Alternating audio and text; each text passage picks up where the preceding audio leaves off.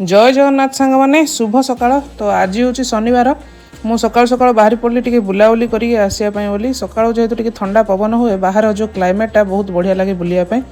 तो मुझे बुलिकी आसी सारापर घरे आमर सकाल कार्यक्रम हो प्रथम मांडिया जाऊ हम तापर कॉफी चाहा जहाँ कि हबार थी हम मांडिया जाऊटा सुनिश्चित माने एटा ठंडा रुए पेट खाइले देह को भल सकाल सकाल टे तेल फेल छाड़ी ये सब खाइले भल हम। तो मुझे गाधे पाधे रेडी हो सारे कहीं पूजापूजी करार अच्छी काली एकादशी हो तो से आज जल्दी जल्दी सब फूल तोला तोली करी मु पलि आसती आउ तुलसीटा आज तोली दूसरी कहीं काली की एकादशी हो तुलसी फुलसी तोला हो पारनी।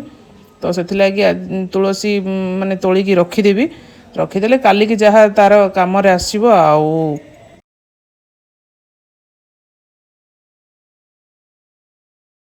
किए किए सब एकादशी जो 24टा एकादशी करुँच से मैंने मत कमेंट रिप्लाय देवे।